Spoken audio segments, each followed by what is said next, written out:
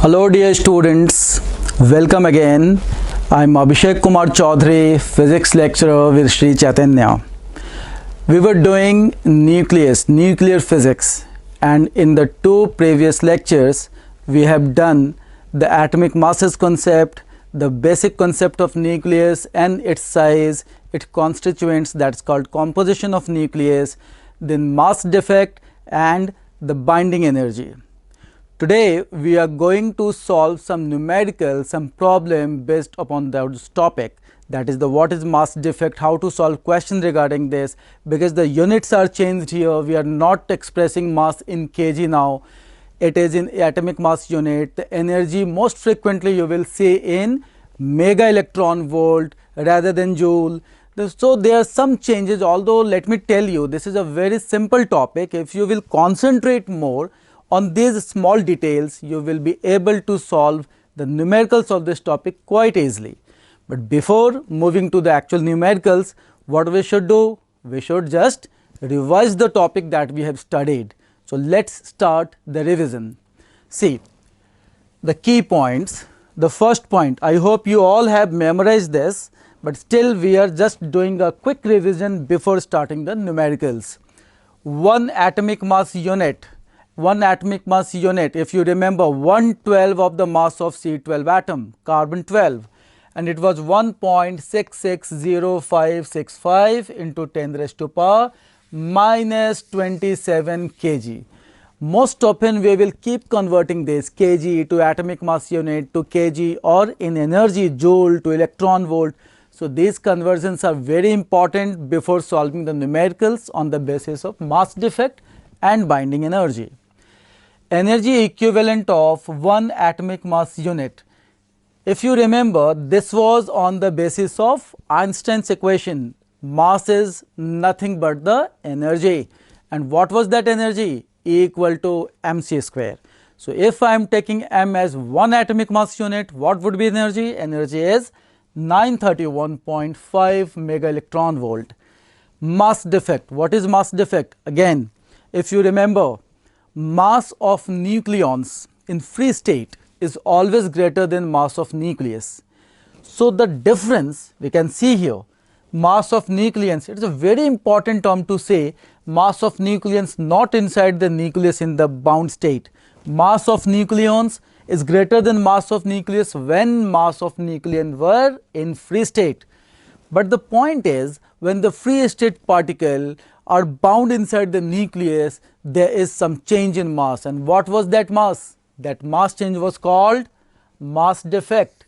Mass defect, mass of nucleons minus mass of nucleus. We can also say that, see, mass of nucleons, we can say that Z times mass of proton. What are nucleons exactly? Nothing but the proton and the neutron. So Z, it is atomic number of protons, plus A minus Z number of neutrons, mass of neutron. This is what? This is the mass of nucleons, but the observed mass of nucleus is always less. So this is the mass of nucleus, and the difference is called mass defect. Again, the next point, binding energy of nucleus.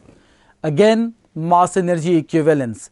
Binding energy. What was binding energy? The energy required to make a nucleus unstable. And why nucleus becomes unstable when this much amount of energy is being provided? Because this much amount of energy would actually lost to make the nucleus stable. So delta M, mass defect, has been converted into energy, and this energy was lost to make the nucleus stable. So if we will supply the same amount of energy, what will happen? The nucleus will become unstable, and that energy is delta mc square. Now we will concentrate on the unit. What is unit written? If you can see, what is the unit written? It is written joule. But whenever we are writing that binding energy in joule, it means delta M is in what? Kilogram. And if we are writing the energy in mega electron volt, it means the delta M mass defect is in AMU. You will have a habit of these conversions once you will start with the numericals. Now the next point, binding energy fraction, that was the binding energy per nucleon. Here one very important and basic fundamental point I would like to make. Binding energy is not the measurement of stability of nucleus. This is very conceptual. Suppose there is an objective question asked in NEET. They are asking you, binding energy is measurement of, binding energy measures, you must not take that nuclear stability, because binding energy per nucleon or binding energy fraction per nucleon or binding energy fraction, that is the measurement of stability, and for that we have studied the entire binding energy curve, that was the graph between binding energy per nucleon and the mass number.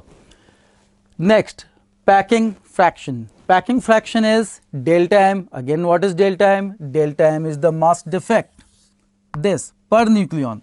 Packing fraction, basically all the fractions are into the measurement of measuring the stability of nucleus. This also measures the stability, mass defect upon mass number, and if you remember, packing fraction could have the values of negative, positive and 0. Let us see the first question. First question is, calculate the binding energy of an alpha particle. Binding energy of an alpha particle. If you are calculating binding energy, do remember there is a mass defect. So for calculating mass defect, what data we have? Mass of proton, mass of neutron and mass of alpha. Okay, so what is alpha particle? We have already discussed that. What is alpha particle? Alpha particle. Alpha particle. These are nothing but the helium nucleus. Helium nucleus. What was proton, if you remember? Proton. It is also a nucleus of the lighter hydrogen isotope. So proton is a nucleus of the lighter hydrogen isotope. Alpha is a nucleus, alpha particle is a nucleus. Which nucleus? Helium nucleus. So alpha particle is helium nucleus, okay. So that's 4 and that's 2. What is 4? We have discussed. The top one is mass number A, and this is the atomic number, number of protons inside the nucleus. Now, what are the number of nucleons here? Number of nucleons is 4. How many protons?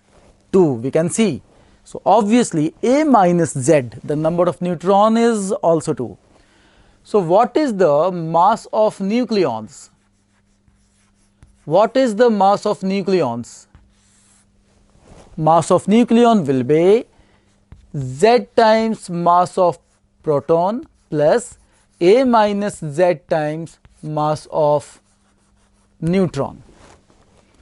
And what is mass of proton? See in the question given, what is number of Z here? 2 into 1.0073 plus. Now what is the mass of neutron? You can easily calculate. A minus Z is 4 minus 2, this is again 2. And what is mass of neutron given in the question? We can see 1.0087 atomic mass unit. Let me tell you, the calculations are little time consuming. So you have to be very frequent with the solving trick, because in NEET you are not getting more than 1 or 1.5 minutes for solving a question. This topic, formula are easy, calculations are little time taken. So practice is needed, I must tell you. Minus, this was the mass of nucleons. Now if I am calculating mass defect, say delta m, so I have to subtract what? Mass of, now, mass of nucleus. And mass of which nucleus? In the question that nucleus is alpha. So alpha, helium nucleus mass is also given, mass of alpha. Subtract that, 4.0015 atomic mass unit. This will be the mass defect, and this mass defect. So this is the mass defect, and this mass defect is on calculation is 0.0305 atomic mass unit. So we have the mass defect now, and 1 atomic mass unit, if you remember, was equal to 931.5 mega electron volt. So here the binding energy, that the actual question is, delta m into, since the delta m is an atomic mass unit, multiply by 931.5 mega electron volt. So we have this atomic mass, we have the mass defect, we have that energy. On calculation we will get approximately 28.41 mega electron volt.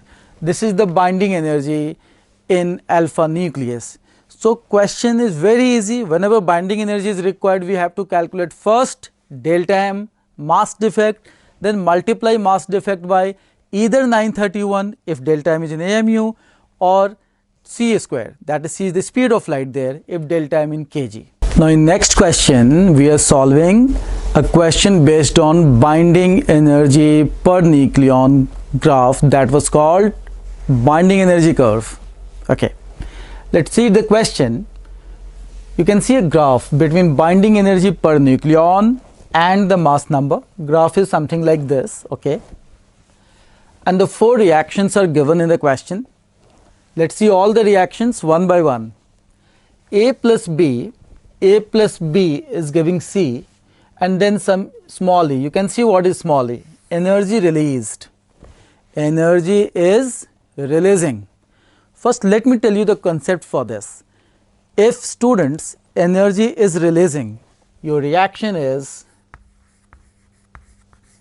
exoergic reactions. Exoergic reactions. So what exactly is these reactions? Let me tell you, I am explaining this. In equation, in reactions, you have to see that mass of reactant is greater than mass of product.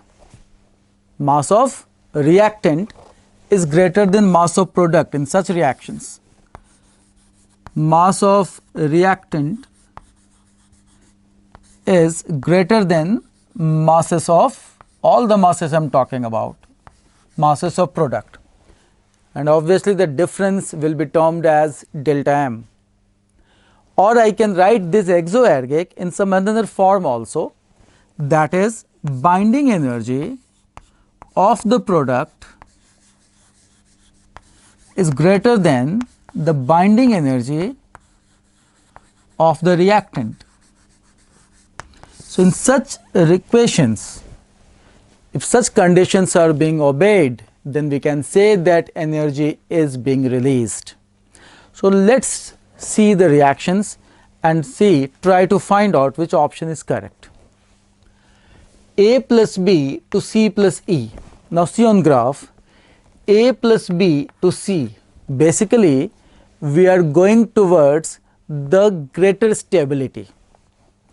A plus B, the left hand of the binding energy curve, if you remember, and the right hand of the binding energy curve, they used to be unstable. The constancy, the stability was in between 30 A mass number to 170. Okay, so see again and watch very carefully with full observation. A plus B to C, where are you going? Stability, stable or unstable? A plus B to C, you are going towards stable. It means the product is stable, and if the product is stable, obviously its binding energy will be greater. So now see this, binding energy of product is greater than binding energy of reactant. A greater amount of energy is required to break a stable nuclei. So energy will be released, and this energy will be positive also. This was our question. In which reaction energy is positive? So energy is positive, energy is released when binding energy of product is greater than binding energy of reactant. On the graph you can see, if from left to we are going up, or from right to we are going up, in that case the binding energy of product will be greater. So in this case, obviously the binding energy of product C is stable, more stable than A and B, so its binding energy is greater. So this is the proper option. Now I'm going from, in second option, I'm going from C to A plus B, stable to unstable. What are the product, students? Products are A plus B, and what are A plus B? A plus B are unstable, so their binding energy will be lesser. So this is not exoergic, energy released will not be positive. This D plus E to F, you are going from D plus E to F. Again see watchfully, who is the product? F, and F is here unstable, so binding energy will obviously lesser. So this is not again exoergic, and energy is not releasing is positively. Fourth one, F to D plus E. What is the product? Obviously product is D plus E. So we are going towards D plus E, F to D plus E. So we are going towards the stable nuclei, and stable nuclei means the binding energy of the product is greater. So the energy released is positive, and the equation is exoergic. So in this question our option will be 1 and 4. Let me tell you one thing, this is not multiple correct. Don't think that the more than one options are correct here, because NEET could ask you like first option like this. You can see first option 1 and 3, second option 2 and 3 like this. Suppose they are saying third option 1 and 4. So this is single correct, you have to take C 1 and 4. Okay. Now memorize it and summarize this. Bottom line, what are exoergic? When energy release is positive. When this is possible? When the product is stable. How to define in terms of energy? The binding energy of product is greater than the binding energy of reactant. Let's see one more similar question. The binding energy per nucleon, this binding energy per unit A mass number, binding energy per nucleon for deuteron and alpha particle are x1. See, x1 is for deuteron and x2 is for alpha particle. But get one thing very clear, x1 and x2 are not binding energies, these are binding energy per nucleon. That is the binding energy fraction. If you remember, the energy released, it means equation is exoergic reaction is given, exoergic energy is releasing.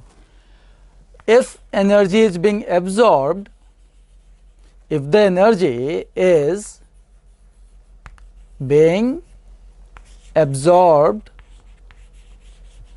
in that case we say that reaction is endoergic. Okay. So here energy is releasing. What does that mean? It means that the binding energy of product is greater than the binding energy of reactant. It means the product is more stable. See, if product is more stable, then only you require a higher binding energy. So here the product is, reaction is given, and this reaction they are asking us what is the energy released. Watch, observe carefully. The product is helium, alpha particle, helium nucleus, and these are the two deuteron. So what is the total number of nucleons in the product? This is 4, total number of nucleons, and binding energy per nucleon for alpha particle was x2, for 1 nucleon x2, so obviously for 4 nucleons 4x2. Can I write energy of product is 4x2? Okay. In the same way, can I write energy of reactant as 4x1? And energy of product is greater as the energy is releasing, that is being asked in the question, and the equation is exoergic. So obviously this is greater than this. So what is the energy released, students? The energy released, the required answer would be energy of product minus energy of reactant. So can we see this any option? This is in the option C. So this exoergic reaction has answer of 4x2 minus x1, the option C. Do remember exoergic, endoergic, important definitions are these. One more question was there in NEET 2016. Now we will see one more variety. That variety is distance of closest approach. Distance of closest approach. How near can you reach is called distance of closest approach. Something is repelling you, or any particle repelling, but your kinetic energy of motion is fair enough to just encounter that opposition. So you are just moving, but gradually that repulsion is also increasing. So there will be a distance, a minimum distance. After that, the repulsion is dominating your kinetic energy and you are not able to move further. So the how near can you reach is called distance of closest approach. This question based on distance of closest approach is question of NEET 2016. This question is of NEET 2016. There is an alpha nucleus, energy is half mv square, bombards a heavy nuclear target of charge Ze. Charge is Ze. And what is charge on alpha nucleus? The charge of proton. How many protons? 2 protons. So charge would be 2e. Whenever distance of closest approach question is there, I suggest you do follow the Coulombic repulsion force there, Coulomb's force. Okay. So according to Coulomb's force, what will be the potential energy? 1 by 4 pi epsilon naught, first charge of alpha, second charge of the nucleus target upon R. If you remember, in electrostats we have studied K 1 by 4 pi epsilon naught Q1 Q2 by R, and this potential energy is now equal to half mv square. So suppose some particle is going, someone is repelling, so kinetic energy is being lost, and kinetic energy loss is the potential energy gain. So half mv square is K Q1 Q2 by R. From here, this R is the nearest distance. Let me draw a diagram for you. This is the alpha, this is the Za, and since these two, this is Ze, but this is obviously nucleus. So nucleus charge is the positive charge, that of proton charge. So this is plus. Alpha, you know, that is already plus. These two are repelling each other. So this is R is the minimum distance, nearer distance it can reach. This is called distance of closest approach. So the kinetic energy and the electrostatic potential energy, let me repeat it again, electrostatic potential energy and distance of closest approach, use that.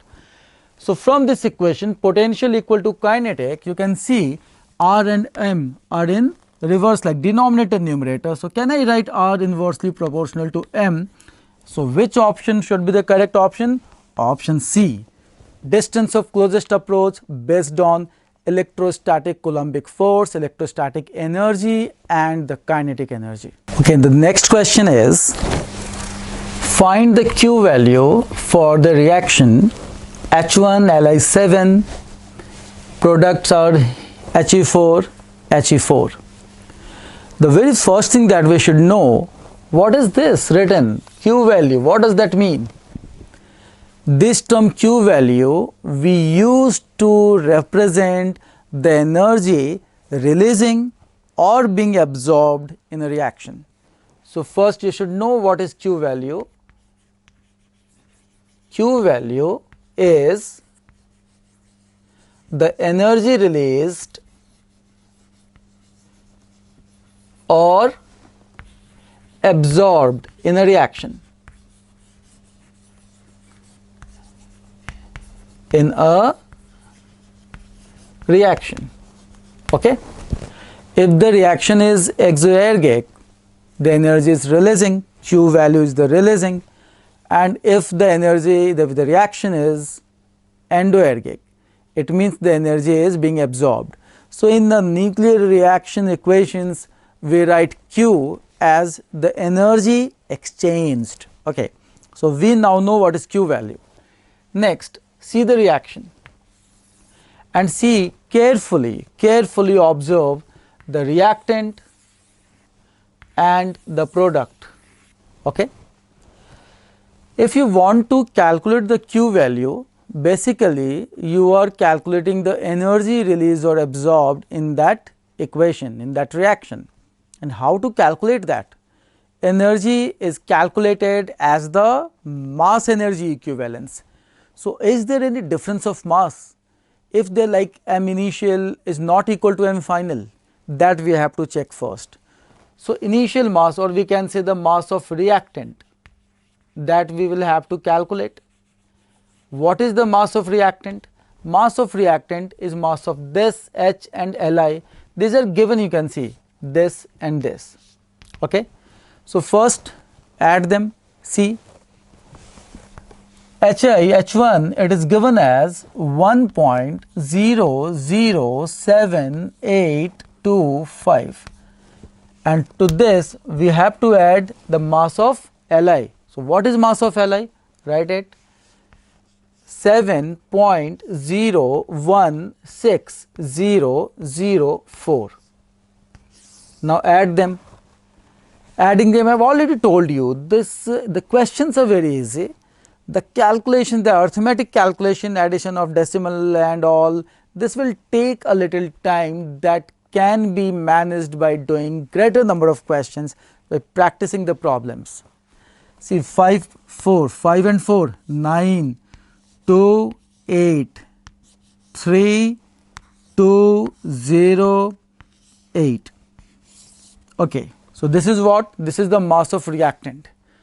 Now, we will calculate the mass of product, and then we will see, okay, masses are equal or not.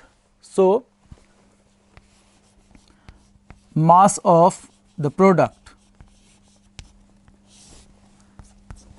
Calculation, we will get 8.005206. Now, the very first thing that we will have to compare from this and this, and you can see mass of reactant here is greater than mass of product.